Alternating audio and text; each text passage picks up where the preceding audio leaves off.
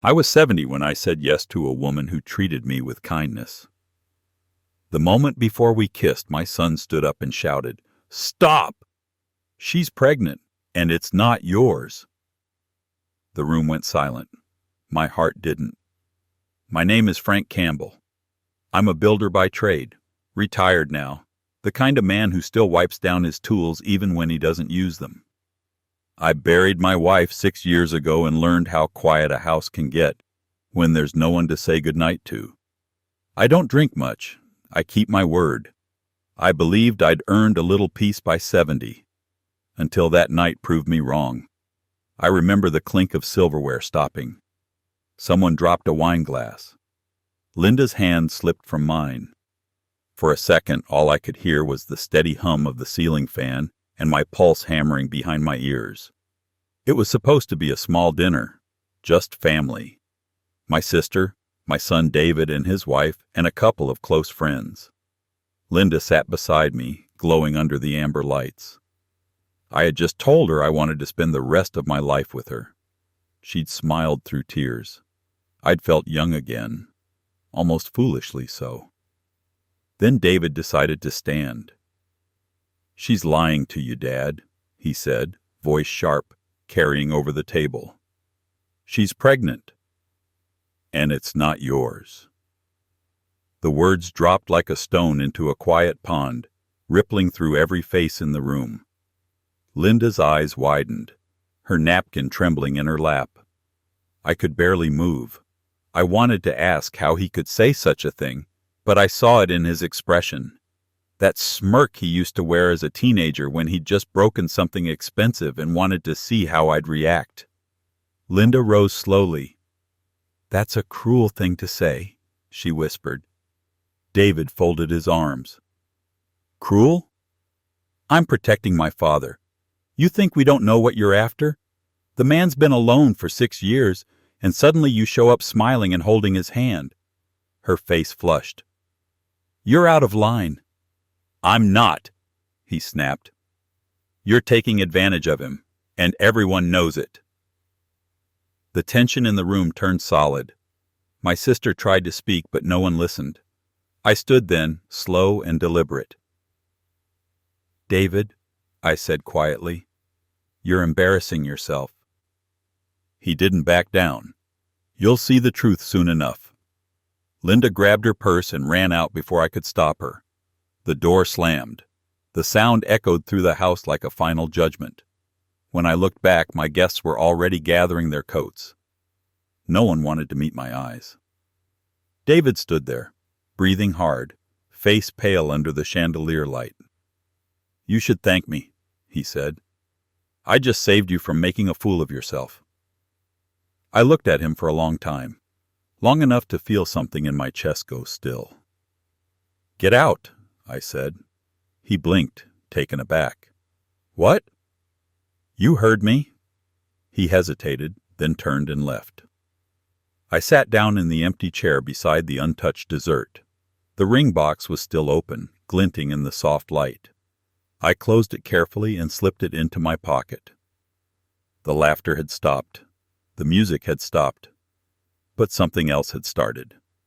The next morning, I found a wine stain on the tablecloth and couldn't bring myself to wipe it off. It felt like a mark of what had happened, proof that the night wasn't just a nightmare. David came by before noon. He didn't knock, just walked in, like he still had the right.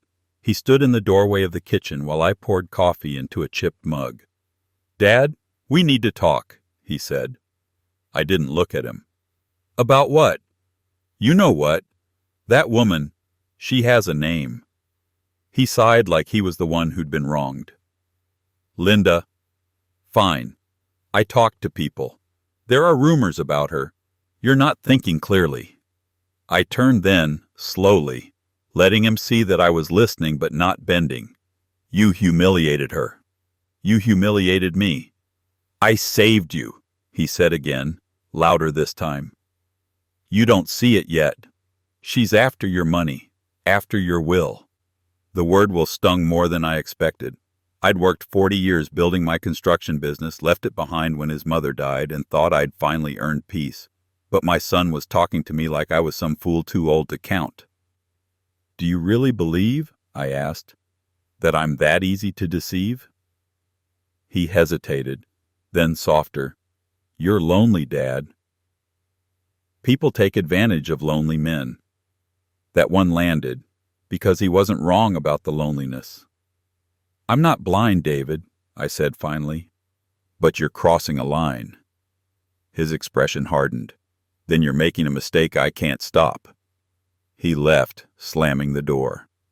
The sound rattled the frame, same as the night before. For a long time I stood there staring at the empty driveway, wondering where the man I raised had gone. The one who used to sit in my truck after school, laughing, asking about every project I worked on.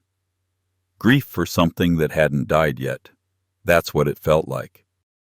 I sat at the table, poured the cold coffee down the sink, and told myself one thing. If he wanted to prove me a fool, I'd make sure I was the kind of fool who watched every move and remembered every word. He thought he'd ended the conversation that day. But he'd only started a war he didn't understand. He wasn't ready for me to fight back, and you wouldn't believe how far I'm about to take it. Before we continue, please subscribe to the channel and write in the comments what time it is where you are now. 2 days later, I drove to Linda's house. The road curved past a row of oak trees that had lost their leaves. The air was cold, sharp with coming rain. She opened the door before I could knock twice. Her eyes were red. "Frank," she said softly, "you shouldn't be here." "I should," I answered. "I owe you an apology." She shook her head. "You didn't say those things." "But he's my son." We stood there for a long moment before she stepped aside. The house smelled like lavender and fresh paint. On the table sat a half-eaten sandwich, a phone, and a folded piece of paper. "I didn't lie to you," she said. "I'm not pregnant. And I didn't want your money, I know." She looked up surprised. "Do you?" I nodded, because the kind of man who lies that loud usually does it to hide something else. She hesitated, then picked up her phone and scrolled through her call history. "He called me," she said, turning the screen to me, "every day for a week before the dinner, asking questions about your finances, your will, what kind of house you own. Said he wanted to protect you." I felt my stomach twist. "He used you." "He scared me," she said quietly. "Said if I didn't tell him everything, he'd find out another way." I took the phone, scrolling through the timestamps. He'd called from his office, from his house, even once late at night. The betrayal settled like lead in my chest. "I'm sorry you were dragged into this," I told her. "You didn't deserve that." She gave me a sad smile. "Neither did you." I stayed for a few minutes longer, drinking tea I barely tasted. When I left, she touched my hand gently. "Frank," she said, "be careful. He's angry, and he's smart." I looked at her and said, "He's my son, but I'm smarter." The drive home felt longer than usual. I didn't turn on the radio. I just listened to the hum of the engine and thought about the son I thought I knew. By the time I parked in my driveway, the word will had stopped sounding like inheritance and started sounding like warning. That evening I called David. He answered on the third ring. "I found out you've been calling Linda," I said. He didn't deny it. "Of course I have. Someone has to find out the truth." "The truth," I repeated. "Or control of my estate?" There was a pause, then a nervous laugh. "You've been reading too many courtroom dramas." "Where's the power of attorney form you drafted?" Silence. I'd hit the mark. "You went through my office?" he asked sharply. "I went through the mess you left behind when you stormed out." "You dropped a folder. Had my name on it." He said nothing. "I looked at it," I continued. "You were planning to make decisions in my name. Banking, property, medical. You'd even filled in your signature where mine should have been." "That's standard legal prep," he muttered. "It's forgery." "Dad?" "No." My voice came out steadier than I felt. "You used to bring me things you built with your hands. Now you bring lies." He didn't like that. You're losing perspective. Everyone sees it. You need someone to manage things before... Before what? He didn't finish. I took a deep breath. You're my son, David. But if you ever contact Linda again, or touch my accounts, I'll treat you like any other man trying to steal from me. His tone shifted. You wouldn't do that. Try me. There was a quiet click as he hung up. I sat there for a while, the phone still in my hand. Outside, the porch light flickered against the window pane. In that light, I saw the outline of my reflection. Older, thinner, harder around the eyes. I used to think family meant forgiveness. That blood was enough to hold people together. But that night, looking at my own reflection, I started to see what my father used to warn me about. Sometimes family just teaches you where to aim. I poured myself a glass of water, sat in the dark, and whispered to no one in particular. If he wants to play with documents, I'll show him what they can really do. I went to see Ellen Hart the next morning. She had been my attorney for 25 years. Her office hadn't changed since my last visit. Same oak desk, same framed law degree, same smell of lemon polish and coffee. When I walked in, she gave me a long look. You look tired, Frank. I'm fine, I said, though I wasn't. I need to ask you something. Did my son contact you recently? Her eyebrows lifted slightly. David? Yes, about 2 weeks ago. He said you wanted him to get a copy of your will. My stomach tightened. And did you give it to him? She hesitated. He brought a note. It had your signature on it. Looked legitimate. I thought it was your handwriting. She opened a drawer and pulled out the paper. My name stared back at me in shaky pen strokes. My signature was close, but not mine. She sighed. I was going to call you, but he said you were traveling. He was very convincing. I studied the paper. The loops of the letters were wrong. I'd written my name thousands of times in my life. That one was an imitation, but a good one. Ellen said softly, He asked about property, too. Wanted to know if you had filed any new deeds. I told him that was confidential. He didn't like that. The truth settled hard. David hadn't just lied. He was preparing something. I looked out the office window. Cars moved quietly on the wet street below. For the first time in a long time, I felt old, but not weak. Old like a tree that had seen storms before. Ellen, I said finally, we need to make a few changes. Quietly, her tone sharpened. What kind of changes? The kind that make sure no one speaks for me but me. She nodded, understanding. I'll prepare the documents. And Frank, be careful. Family fights are the ugliest kind. On my way out, I passed her assistant typing at her desk. The sound of the keys was fast and steady. I thought about how quickly words on paper could destroy a lifetime of trust. I walked into that office a father. I left as a man preparing for war. Back home, the house felt heavier than usual. Maybe it was the quiet. Maybe it was the realization that even walls can feel like witnesses when trust is broken. I went to my office. The desk drawer was half open. I hadn't left it that way. Inside, a few old bank statements were missing. I checked the others, untouched. The hairs on my arms stood up. Someone had been here. I walked through each room, touching the door frames, checking for what might have changed. The photo of my late wife was tilted slightly, as if someone had brushed against it. I fixed it carefully, staring at her smile. You'd have known what to do, I said quietly. In the attic, I lifted the loose floorboard and reached for the small fireproof safe. It was still locked, the combination untouched. Inside were deeds, bonds, insurance papers. Everything was still there.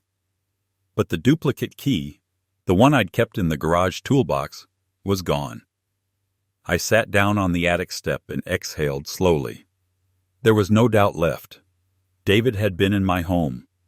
I remembered him as a boy, sneaking cookies before dinner, thinking he was clever. Now he was stealing from me again. Only this time, it wasn't cookies. I locked the safe, pushed the board back into place, and stayed there in the half-light of the attic for a long while. The anger I felt wasn't hot. It was cold, settled deep, the kind that makes a man precise. I whispered to myself, "You want my life's work, son? Then you'll have to earn it the hard way." He had already started losing, the moment I stopped trusting him. Linda called that evening. Her voice was tight. "Frank, something's happened." "What is it?" "Someone left an envelope on my doorstep. No return name. Inside were fake sonogram photos. I drove over. When she handed them to me, I could see the printouts were fresh, glossy, like they'd just been made at a clinic. A small note was attached. Ask him who paid for these." I turned the photos over. No clinic name, no identifying marks. Just enough to look real. "This is his work," I said. Linda nodded slowly. "He's trying to ruin us both." I sat at her kitchen table, the same one where we'd once planned to grow tomatoes in her backyard come spring. The idea of that felt distant now. "I don't know what he's after," she said, "but it's not just jealousy." "It's money," I nodded. "He's always wanted control. Now he wants proof I'm unfit." That night I drove home with the envelope on the passenger seat. I kept glancing at it like it might start talking. At a red light I thought of my wife again. She had been the patient one, the kind who always believed people could change. I had believed it too.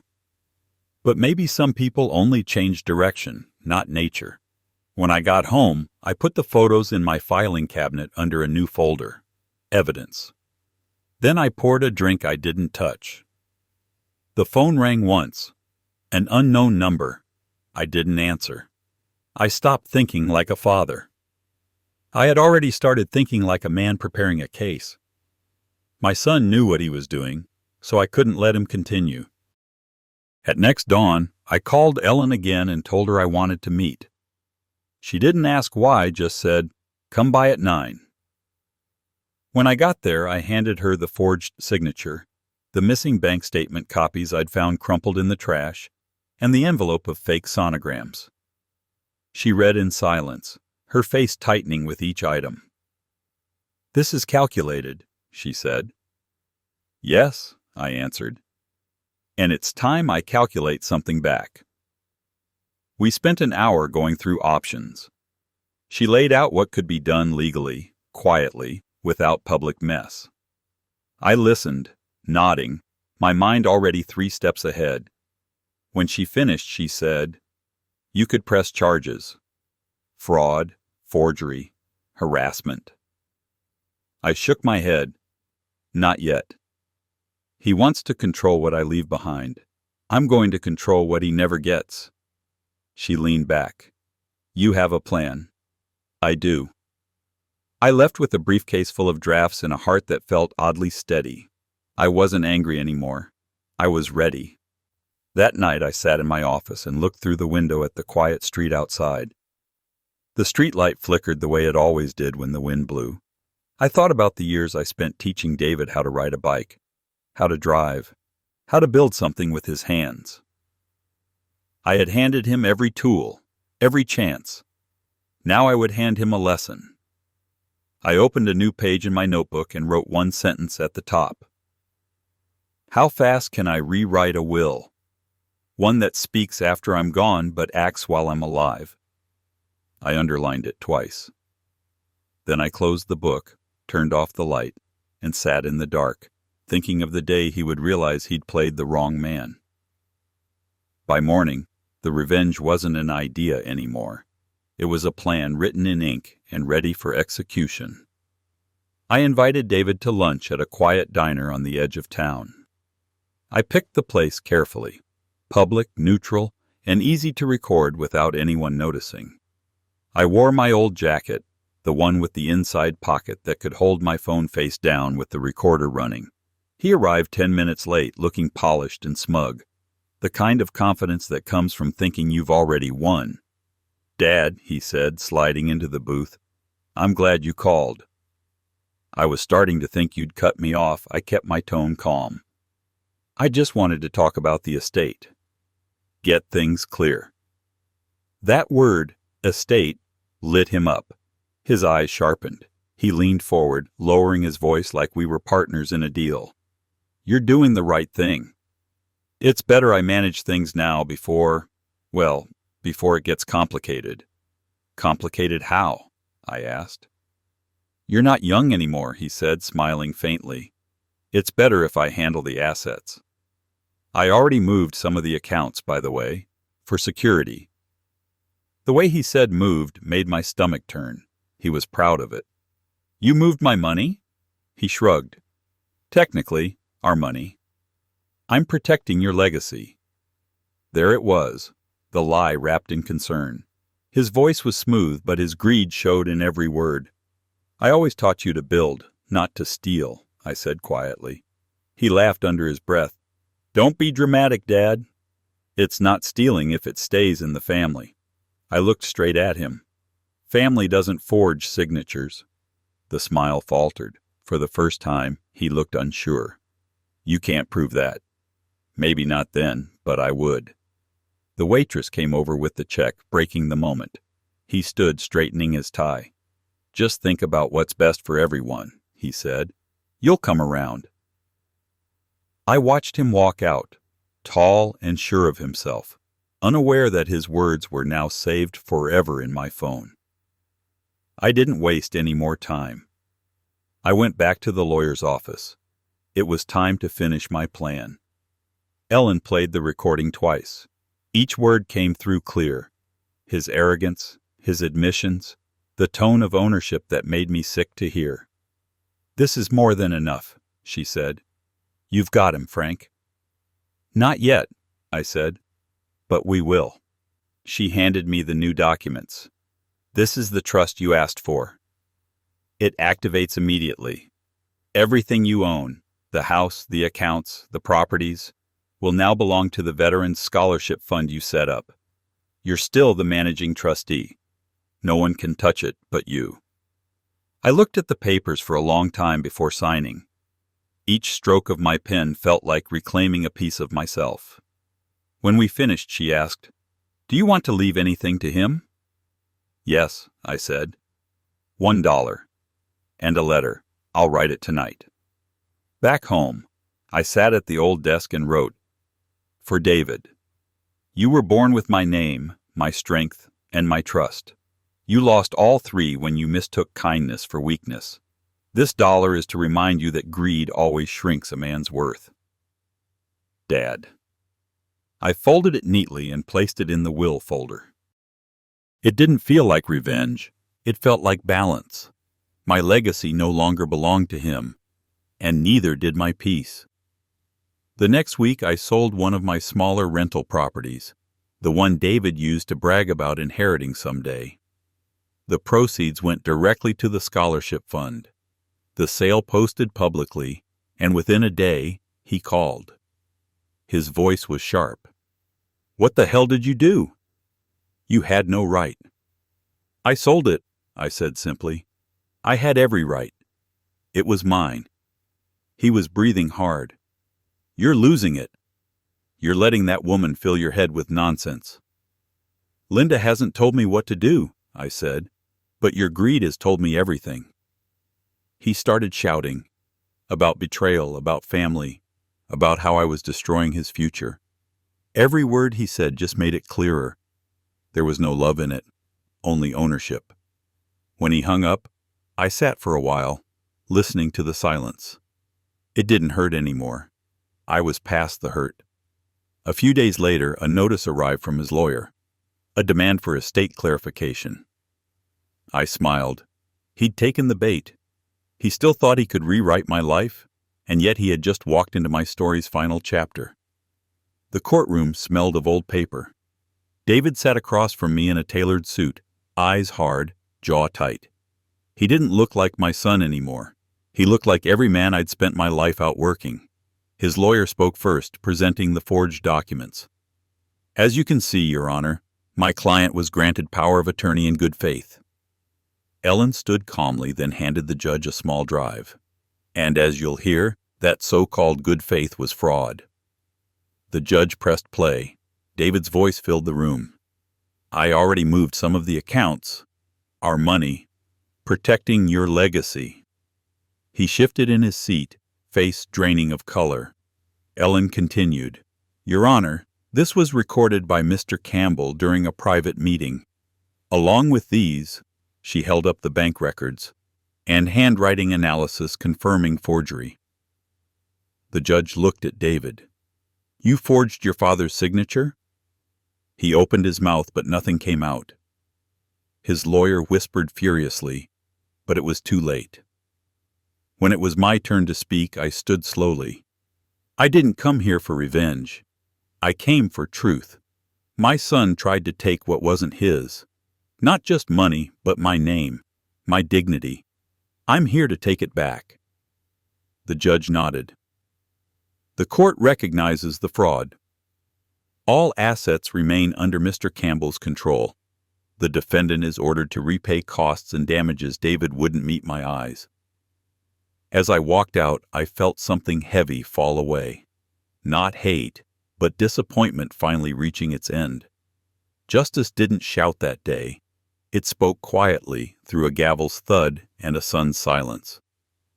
Back then, I didn't realize that wasn't the end of the story. Tomorrow, I saw his car before I heard it. The silver sedan crept down the drive at half speed, crunching the gravel in an uneven rhythm. It was the same car I'd helped him buy years ago. My name still on the registration papers.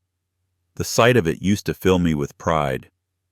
That morning, it just felt like a reminder that everything I'd given him, he'd found a way to use against me. For a second, I thought of pretending I wasn't home. But I'd lived too many years letting silence speak for me. Not today. I opened the door before he could knock. David stood on the porch, hands in his pockets, shoulders tense. His eyes flicked over me like he was studying a stranger. Can we talk? I stepped aside. You're already doing it. He came in, scanning the house like he expected to see boxes packed for a move. Maybe he thought I'd flee the mess he'd made. I hadn't moved a thing. The same photos lined the walls.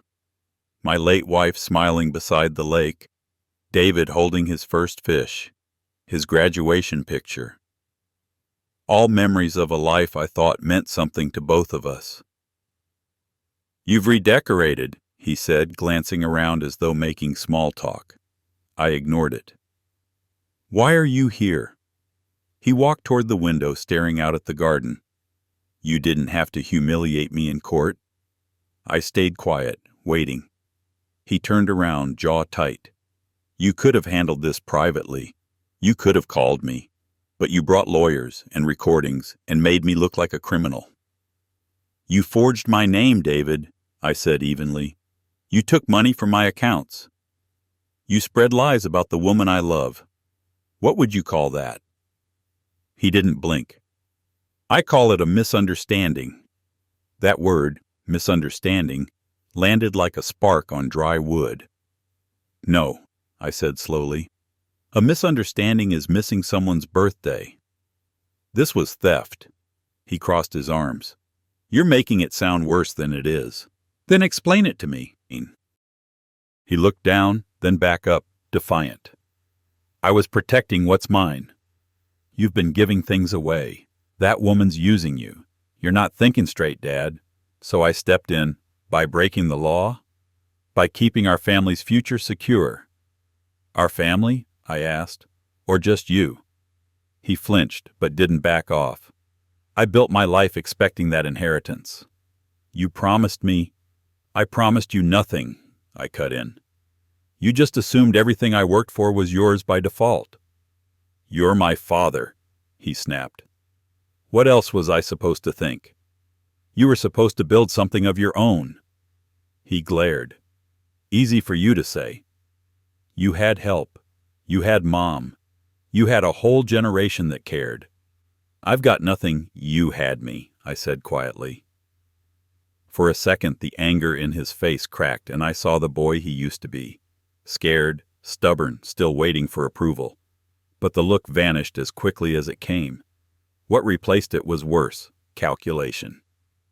"You can't keep that recording forever," he said. "You think the world will remember you as some noble old man? They'll see you as bitter. The story will change." "Not this time," I told him. "It's already filed. My lawyer has it. The police have copies too, just in case." His face drained of color. "You wouldn't." "I already did." He took a step forward, voice low. "If you press charges, you'll destroy me." I held his stare. "You already destroyed yourself." For a long moment, neither of us moved. The only sound was the ticking of the clock in the hallway. Slow, deliberate, unshakable. I could feel my pulse in my hands, steady as that clock. Years of holding back words, years of forgiving what shouldn't have been forgiven, had built to this moment. I stepped closer until we were only a few feet apart. "You forged legal documents," I said. "That's prison, David. 3 to 5 years, maybe more with the financial fraud attached. Don't think I don't know what you tried to move. I've seen the accounts." He swallowed hard. "You're bluffing. Try me." His eyes flickered. For the first time, I saw fear. Real, unguarded fear, behind the arrogance. He turned his head slightly, trying to find some footing. "You wouldn't do that to your own son." "Then you shouldn't have done it to your father." The silence that followed was heavier than any shouting could have been. He finally spoke again, his voice smaller. "You think this makes you the better man?" "No," I said. "It makes me a man who finally stopped being afraid of his own blood." He stared at me, jaw trembling with something between anger and shame. "You'll regret this." "I already regret not doing it sooner." He turned toward the door, hand trembling as he gripped the knob. But he didn't leave yet. He looked back over his shoulder. "I hope you're happy, Dad," he said bitterly. "You've got your money and your woman. But you lost your son." I met his gaze without flinching. He slammed the door behind him. The sound echoed through the house, sharp and final. I stood there for a long time, staring at the space he'd just filled, the air still vibrating from his anger. My hands were steady. My chest was not. There was grief in me, yes, but it wasn't the kind that begged for repair. It was clean grief, the kind that comes when you know the truth can't be undone, and shouldn't be.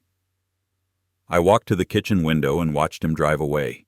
His tires kicked up a small cloud of dust, just like when he was 16 and thought he owned the road. But this time, he didn't look back. The quiet that followed was deep and clear, the kind that feels like a wound closing. I sat down at the table, the same table where I'd once taught him how to balance a checkbook, how to sign his name properly, how to take pride in honesty. I could almost hear my wife's voice in my memory. "You're too patient with him, Frank. Someday that patience will cost you." It had, but not anymore. I poured a glass of water, the tap sputtering a little before settling into its rhythm. My reflection stared back at me from the window, older, harder, but free. I thought of the courtroom, of Ellen's calm voice, of Linda's quiet support waiting outside that day, of all the years I'd let guilt dress itself up as love. Not anymore. By the time the clock struck noon, the air in the house had changed, lighter, clearer. I went to my desk, took out a single piece of paper, and wrote one sentence.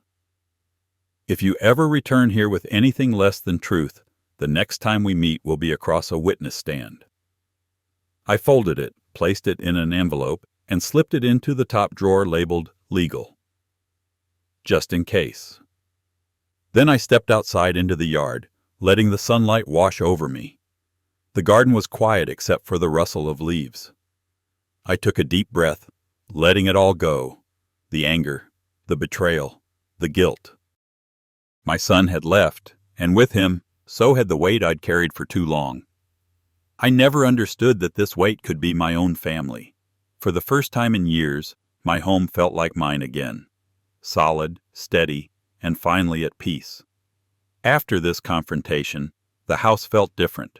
Not empty, just honest. The quiet didn't hurt anymore. It was the kind of silence that lives inside clean spaces after you've finally thrown away what you can't fix. I woke before sunrise and sat on the edge of the bed, the way I had for 40 years when I used to leave early for work. The light was faint, blue and soft, crawling over the edges of the curtains. My chest rose evenly now.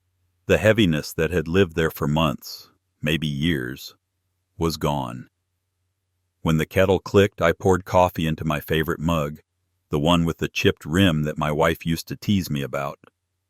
I stood by the kitchen window and watched the sky turn gold above the treetops.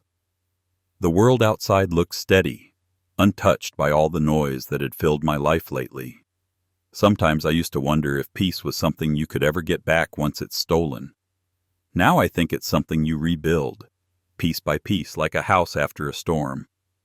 I sat at the table with my cup, tracing my finger along the old wood grain. It was worn smooth in the places where my wife used to sit, where David once drew pictures with crayons. I could still picture his small hand pressing against mine as he tried to write his name. Back then, the house smelled like cinnamon and soap, and I thought the world was good enough to trust. I don't regret loving him. I regret thinking love would be enough to make him honest. The papers Ellen had drawn up lay stacked neatly at the end of the table, bound with a thin blue ribbon. My life, measured in ink and signatures. Every page a decision I should have made sooner. The letter I'd written for him, the $1 inheritance, was tucked in the front folder. I'd read it again last night before sealing it. I didn't change a word. It said exactly what I meant, that money doesn't measure worth, and trust once broken doesn't repair with apologies. Outside, the lawn was still wet from last night's rain. The air smelled clean, sharp with the scent of earth. I opened the back door and stepped onto the porch. The wood creaked under my bare feet. I leaned on the railing, feeling the roughness of the grain under my palms. Years ago, I'd built that porch with my own hands. Each board cut, sanded, and placed in careful order. It had been a project of patience, a promise that home could be made stronger with time. I smiled at the thought. Funny how the same truth applied to people. In the distance, a neighbor's dog barked. A car started up. The world was moving again, steady and indifferent to my troubles. That was comforting. Life didn't pause for one man's grief, and that's what made it beautiful. Around 8, Linda's car turned into the drive. A soft blue sedan, polished but simple. She stepped out with a paper bag in her hand and waved. "Morning," she called. Her voice carried easily across the yard. I waved back, though I didn't call out. I didn't need to. She understood me better in silence than most ever did with words. When she reached the porch, she handed me the bag. Muffins. Still warm, I thanked her and poured her coffee without asking. She smiled, the kind of smile that didn't demand anything. We sat together on the porch, steam rising from our cups. For a while, neither of us spoke. The world didn't ask for conversation that morning. The sunlight slid through the trees, making long, quiet patterns on the ground. The air was cool enough to keep us close to the warmth of our cups. Birds started their morning chatter somewhere beyond the fence, but it all sounded far away, peaceful, unthreatening. Linda reached out and touched my hand lightly. "You look different," she said finally. "I feel different." What changed? I thought about that for a long time before answering. I stopped carrying things that weren't mine. Guilt, fear, responsibility for someone else's choices. I finally set them down. She nodded slowly, like she understood every word. "You did the right thing." I looked out toward the street. Maybe. It doesn't feel like winning, though. Just quiet. Quiet can be its own reward, she said softly.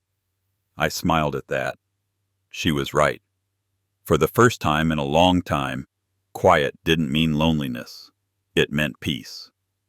The breeze shifted, carrying the faint scent of her perfume, something floral, simple. It mixed with the smell of coffee and wet earth, and I found myself thinking that maybe life gives you another chance when you finally stop trying to fix what doesn't want to be fixed. I thought of my wife then, not with sadness, but gratitude. She'd loved me through the hardest years, and somehow, even in her absence, she'd led me toward this, a morning that didn't hurt to wake up to. Linda leaned back, resting her mug on her knee. "What will you do now?"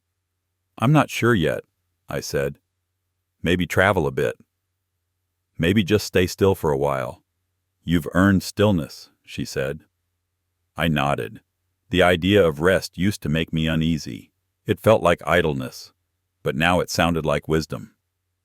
We stayed there another hour, watching sunlight play across the lawn.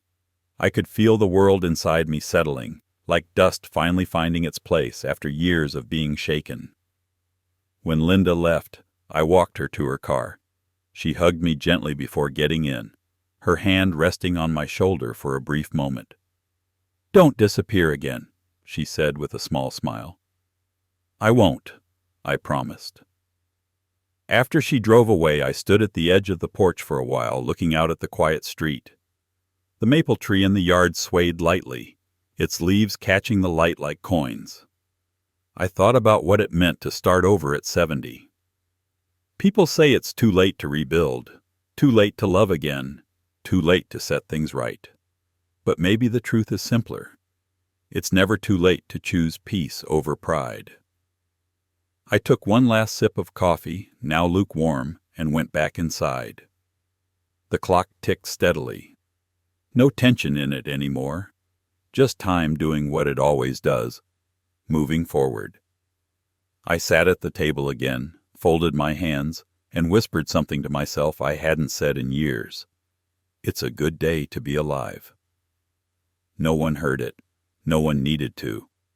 The words hung there in the air, weightless but real, filling the space that betrayal had emptied. A week later, I drove into town with a single folder on the passenger seat. The sun was bright, sharp enough to show the dust on the dashboard. I didn't wipe it away. Some things can stay as they are. Not every imperfection needs fixing. The Veterans Scholarship Office was small, wedged between an insurance agency and a bakery that smelled like cinnamon and butter. The sign above the door was simple: Campbell Veterans Fund. Seeing my name there didn't fill me with pride. It filled me with purpose. Inside, 2 young women were sorting through envelopes at the counter. They looked up and smiled politely. One of them said, "Mr. Campbell?" "We've been expecting you." I handed her the folder. "Everything's finalized," I said. "Property sale, transfers, all of it." She took it carefully, like it was something fragile. "Thank you, sir. You're making a real difference." I nodded and stepped back outside into the late morning light. The bakery door opened next to me, and the smell of fresh bread drifted out. The world felt small, ordinary, and good. That night, I sat at my desk to write the last letter.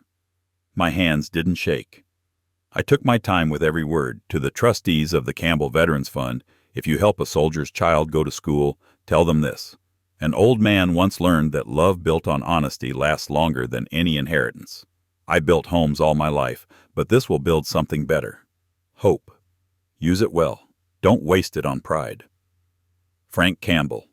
I sealed the letter, pressed the flap closed, and set it on the safe beside the others. Then I turned off the lamp and sat in the dark, listening to the faint sound of wind moving through the trees. It was the kind of quiet that meant something new was beginning. For the first time in years, I felt like I had left something good behind, something no one could twist or steal. My legacy no longer lived in a bank or a will. It lived in the hands of people who would build, not take. When I woke up tomorrow, the world was quiet. No sounds of footsteps in the hall, no phone calls waiting, no tension hiding behind closed doors. Just the faint creak of the house stretching under the morning sun. The kind of silence that used to make me uneasy, now felt like a reward. I made my coffee slowly, one scoop at a time, the way my wife used to do it. The smell filled the kitchen, warm and rich. I took the old mug from its hook, the one she'd chipped on our 10th anniversary, and poured it full. The first sip tasted different now, steady somehow, like the world had stopped shifting under my feet. When I stepped outside, the porch boards groaned beneath me. The air still carried the scent of last night's rain, damp and clean. Drops clung to the maple leaves like small pieces of glass. I leaned on the railing, watching the light stretch across the lawn, soft and golden. The neighborhood was waking up. Birds moved through the branches, their songs loose and cheerful. Somewhere, a lawnmower started, distant but familiar. Life was going on without me needing to fix or guide it. For the first time in a long time, that didn't feel like loss. It felt like grace. I sat down in my usual chair, the one that faced east, where the sun always found me first. The warmth on my hands, the quiet hum of morning, even the faint ache in my knees, it all felt earned. I had spent years fighting to keep my family together, then more years trying to forgive what couldn't be undone.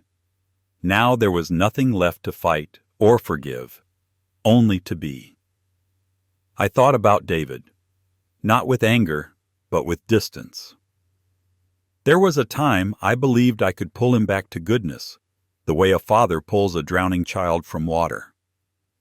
But some people don't reach for the hand that saves them. They swim toward what they think they deserve. I had done what I could. The rest was his to live with. Inside, the clock ticked steadily, not counting down, just keeping time. I looked out at the garden and thought of my wife.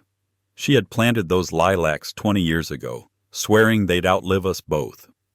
She'd been right.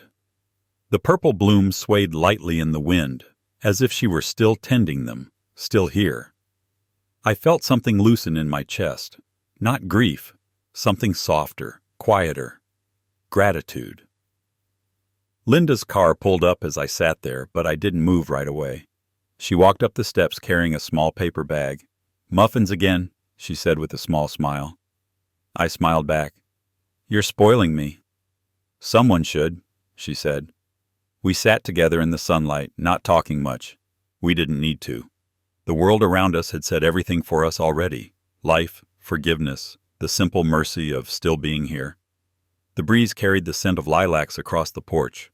I closed my eyes and breathed deeply. For the first time in years, there was no anger, no fear, no waiting for the next storm. Only calm. I had built this peace with my own two hands, and it was enough. I finally knew that every part of my life, the love, the loss, the justice, had led me back to myself. When trust breaks, can rebuilding yourself be its own kind of justice? Would you rather be remembered for what you kept, or what you finally let go of? Please share your thoughts in the comments below. My grandpa's words really happened. I believe him. If you want more true tales stories like this, hit subscribe.